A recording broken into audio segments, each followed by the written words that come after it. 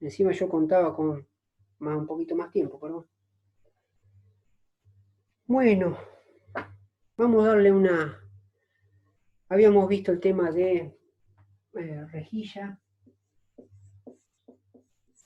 Vamos a darle un cierre a rejilla, que habíamos visto un par de cositas por ahí. Y lo que estuvimos viendo no eran las rejillas que se llaman como fijas, ¿sí? Y que estaban como forma de cuadrilla. Lo que habíamos llegado como puntos importantes, que era que a mayor relación, ¿sí? Iba a tener, digamos, iba a tener mayor poder de absorción de radiación dispersa. Acuérdense que la rejilla, su principal función era de absorber todo el tema de radiación dispersa. Entonces habíamos dicho que a mayor relación teníamos mayor absorción, ¿está bien? Mayor absorción de radiación dispersa. Absorción de radiación dispersa. Y habíamos dicho que el problema que tenían estos tipos de rejillas fijas que habíamos visto era el tema del corte, que según la distancia, foco, digamos, foco imagen, digamos, al paciente, según esa distancia, hacía que en la parte, digamos, extrema de los costados, en el contorno, se recortara más la imagen y se perdiera, digamos, nitidez en el momento de sacar una placa radiográfica. Entonces este es uno de los mayores inconvenientes que tiene este tema de rejilla fija. Llámese fija, digamos, la lineal, que es la que le presenté al principio, ¿sí? Que tenían todos así, digamos, barritas de plomo, barrita de plástico o aluminio, barrita de plomo, ¿sí? En un sentido. ¿Está bien? O las otras, que viendo que después, para mayor absorción, agarraron otra, digamos, que habíamos visto, otra también lineal, y la cruzaron. Esa se llamó rejilla cruzada, ¿está bien? Pero son rejillas fijas, son los dos tipos de rejilla fija. Está la rejilla fija, la común, la lineal, que vimos al principio, y después viendo para mejorar este tema, es como que apareció la rejilla cruzada, que es otra lineal, pero en vez de tener empalmar en el mismo sentido, se pone cruzada para que la absorción sea, en la forma superficial, la absorción sea más homogénea. ¿Está bien? Entonces habíamos dicho que... ¿Dónde está el borrador?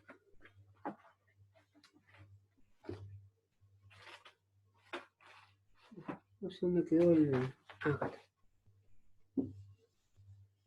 Entonces una de las cosas que habíamos visto era esa. Después vimos el factor de Bucky, que era muy importante. Porque dado que la otra complicación que tenía era que al poner una rejilla teníamos mayor absorción de radiación dispersa, y eso hacía que, digamos, en el concepto de tener una buena imagen, una buena calidad, se terminaba aumentando la cantidad de radiación, ¿está bien? Y que eso de alguna manera hacía que la persona estuviese expuesto a mayor radiación, no a punto de generarle algún tipo de trastorno posterior, complicación posterior, sino que, bueno, de repente uno siempre trata con estas cosas de radiación dar lo justo y necesario, ¿está bien? Pero darle un poquito más de radiación, hacía que los niveles, ¿sí?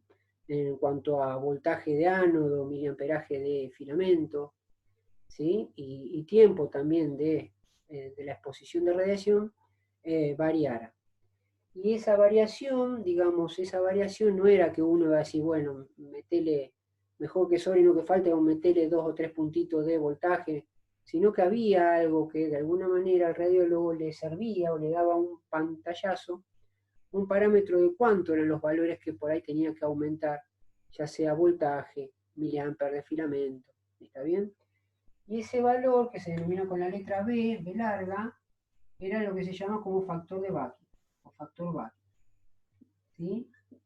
Que eso lo habíamos visto en la clase pasada. Y que el factor Bucky de alguna manera relacionaba, era como un valor que salía de la radiación remanente, incidente, ¿sí? Incidente, que esta radiación es la que logró pasar al paciente y antes de llegar a la placa radiográfica se encuentra, choca contra la rejilla, que está entre el paciente y la placa radiográfica. Entonces esa sería la remanente, porque logra pasar al paciente, entonces remanente, ¿sí? Pero al chocar, al entrar en contacto con la rejilla es incidente. Y la que logra salir de la rejilla va a ser remanente, ¿está bien? Transmitida, que es la que logra pasar la rejilla y, digamos, directamente ya se centraliza en llegar a impactar a la placa radiográfica. ¿Está bien? Entonces, había una relación entre estos dos tipos de radiación. Radiación remanente, transmitida. Entonces, obviamente, estos ya son estudios, ¿no? A través de estudios. Esta relación entre estos dos tipos y teniendo en cuenta el tipo de rejilla que uno ponía, digamos, para absorber esa radiación dispersa, notaron que le daba según cierta rejilla, la 5.1, la 6.1, la 8.1, digamos, le daba algún tipo de relación entre estos dos parámetros, dando un valor de Bucky de 1, de 1. 1 es sin rejilla, 1,2, 1,5, ¿sí? Yo les mandé en la parte de material digamos, como una tablita donde de alguna manera indicaba los factores de Bucky, cómo iba aumentando, ¿sí? Que a mayor relación de rejilla, 6.1, 8.1, 10.1, dijimos que iba a haber mayor absorción de radiación dispersa, y veíamos ahí en esa tablita que los voltajes iban siendo cada vez mayores, ¿sí? Para absorber esa amortiguación de radiación dispersa que teníamos según la placa, digamos, según la rejilla que teníamos en ese momento. ¿Está bien? Entonces este valor, imaginemos que imagínense que nosotros usamos una rejilla de 5.1, ¿sí? Acuérdense que esta relación de rejilla 5.1 era que la altura, este 5 era, acuérdense que es la altura, el espesor que tiene la rejilla es 5 veces el ancho que tiene el canal por donde pasan los rayos, digamos, que era, digamos, el ancho de material intermedio, ¿está bien? Es el canal por donde puede pasar la radiación, ¿está bien? Y habíamos dicho que según la rejilla que usáramos, imagínense que esto nos da un cierto porcentaje de atenuación, que hace que si vienen 100 rayos, pasen, no sé, 80, por decir así. ¿Está bien? Entonces, si hacen una relación entre estos dos parámetros, imagínense que el valor de Bucky me da, no sé, 1,5. ¿Está bien? Acuérdense que no me puede dar 0, y algo, porque siempre el numerador es más grande que el denominador, ¿sí? ¿Está bien? Siempre el de arriba son 100 rayos que inciden, son 80 que pasan. Son 60 que inciden, 33 que pasan. Pero siempre, digamos, este valor no puede dar 0, y algo. ¿Está bien? Entonces, bueno, va a ser valores de 1,5, 1,7, 1,3, 1,2. ¿Está bien?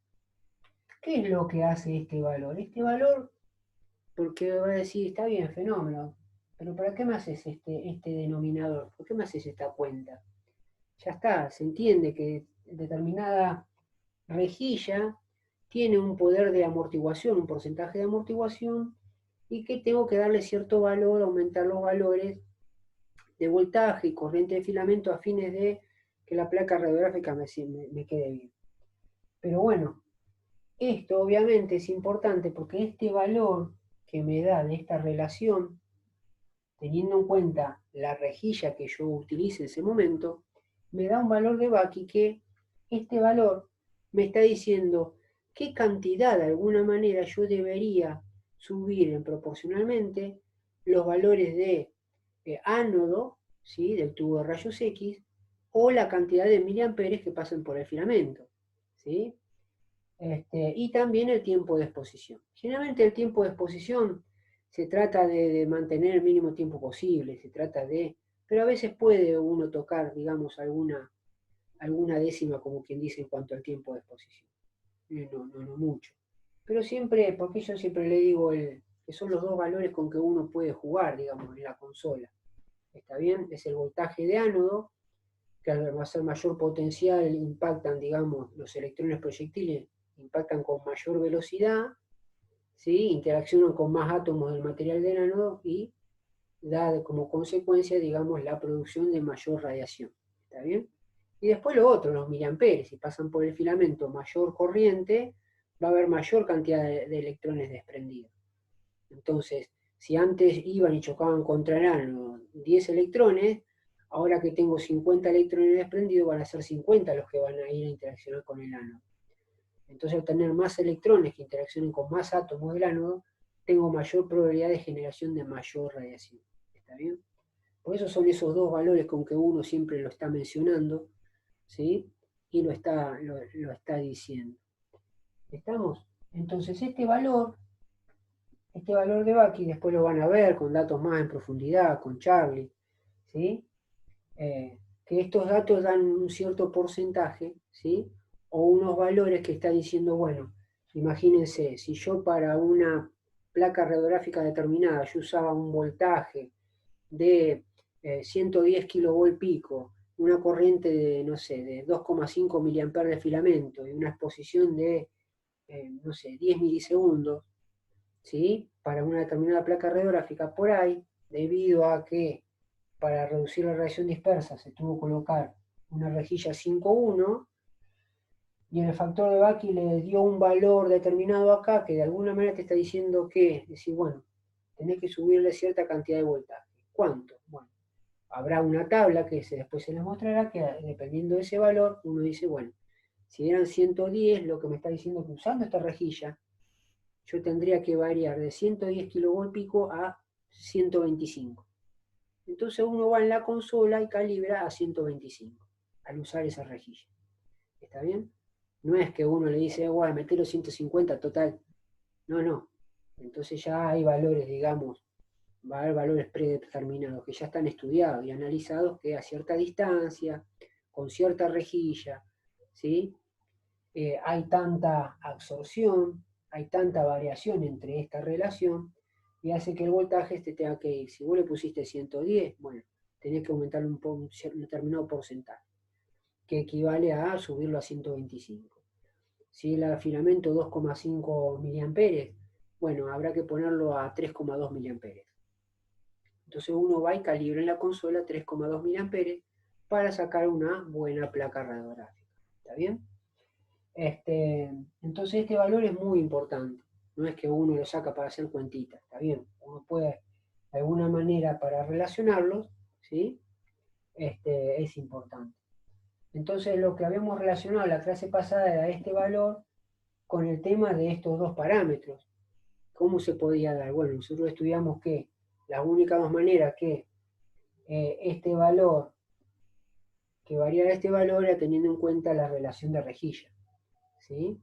Si usábamos una rejilla, digamos, más alta, de mayor espesor, ¿qué pasaba con la radiación dispersa que vienen con un ángulo inclinado? Van a quedar más absorbidos, menor probabilidad de pasar. Entonces, si usamos una rejilla de mayor relación, entonces si pasaban 100 rayos incidían, iban a pasar, imagínense, no sé, 40, no sé, 50, la mitad. Pero si usamos una de relación de rejilla mayor, en vez de ser 100, capaz que no me pasan 50, me pasan 30, porque tiene mayor poder de absorción esa rejilla. ¿Está bien? Y el otro valor que tenía en cuenta en la relación era la... Profe, Decime. hay algo que no me queda claro. ¿El valor de la rejilla va de acuerdo al espesor que tenga? Espérame.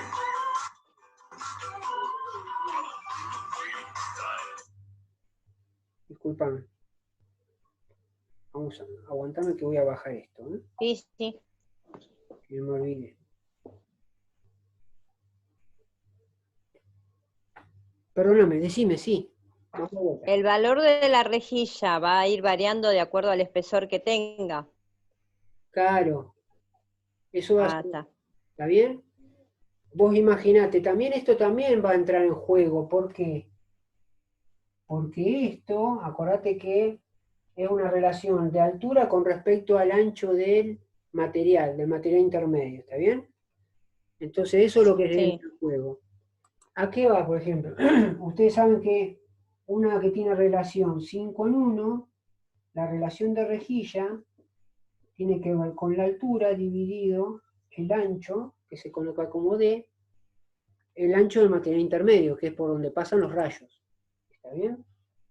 Entonces, si esto es 5 en 1, quiere decir que el espesor o la altura de la rejilla es 5 veces, digamos, de dimensión mayor con respecto a la dimensión que tiene el material intermedio. ¿Está bien? El canal por donde se puede permitir el paso de los rayos, digamos, más perpendiculares, por decirlo así. Pero si vos tenés Ah, ahora sí. una relación de rejilla 10 en 1, ¿sí?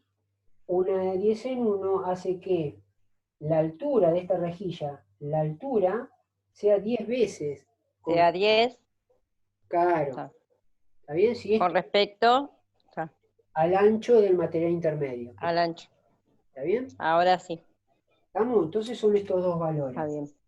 Obviamente, fíjense que un ejemplo más claro también que si tenemos estos dos valores de rejilla, imagínense que con esto yo sé que, digamos, la altura, imagínense que la altura sea de determinado valor. También que son 5 veces con respecto al material intermedio, imagínense que sea un valor así. Si esta de 10 en 1 va a tener mayor altura, entonces, ¿qué es lo que va a provocar esta? Dijimos que lo sacamos como referente que iba a tener mayor absorción de radiación dispersa. ¿Está bien? Entonces, imagínense que al momento de tener una persona, si yo tengo una persona más allá de, si utilizo esto, como tiene mayor absorción de radiación dispersa, tengo que subirle mayor el valor de voltaje. ¿Está bien? Imagínense que si yo justamente pongo una persona obesa, ¿sí? Que tiene mayor espesor para pasar la radiación.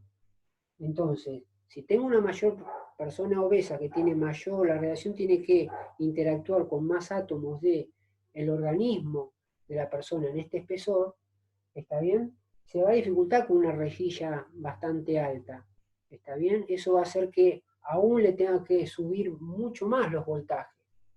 ¿Está bien? Para asegurarme de que la radiación pase y llegue, digamos, a la placa radiográfica. Por eso ahí también hay que jugar, hay que ver después.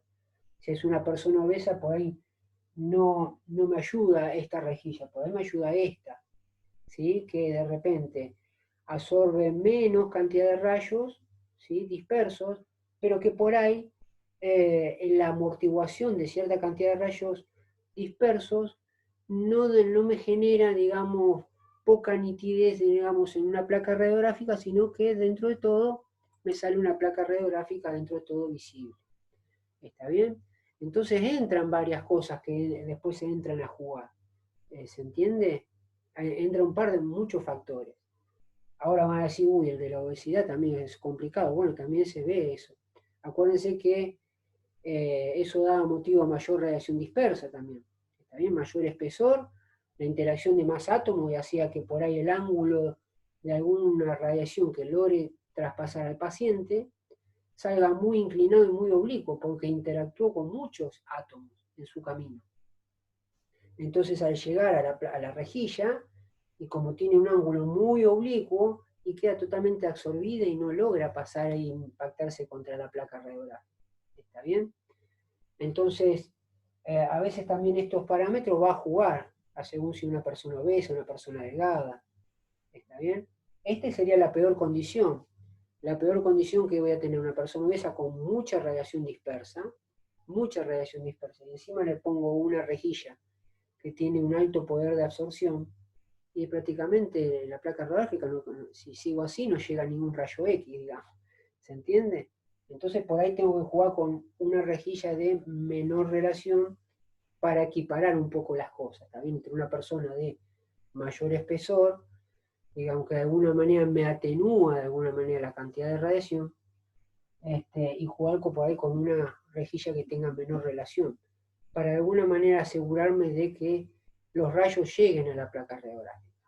¿Está bien? Entonces tengo que jugar ahí con un par de valores, y no solamente porque llega, no es cuestión de que lleguen y ya está, me quedo tranquilo, sino que de alguna manera la placa radiográfica salga con buena nitidez. ¿Está bien? Entonces, bueno, ahí hay que ver bien el valor de voltaje que se va a dar, la corriente por filamento que se va a suministrar, ¿está bien? Si la persona es obesa, ¿está bien? Si la persona es obesa, y, bueno, y la rejilla que habría que utilizar para esos casos. ¿Está bien? Entonces ahí entran un montón de cosas que después obviamente ustedes lo van a tener una tablita, decir, bueno, mirá, cuando este valor de Bucky te da un valor, vos tenés que subir tanto de voltaje y tantos miliamperes y usar esta rejilla. ¿Está bien? Y debe haber otra tablita que te diga, y bueno, pero si la persona es delgada y obesa, y va a decir, bueno, en esta condición, esta rejilla, digamos, dejala como está, pero subirle el valor de voltaje tanto. Entonces van a tener parámetros donde a ustedes les permita, digamos, jugar con estos valores. ¿Está bien? ¿Estamos? Bueno, nada, eso. Que yo me quedé en que le iba a escribir algo y que después les voy a mandar, porque me quedé con eso de escribir justamente esto.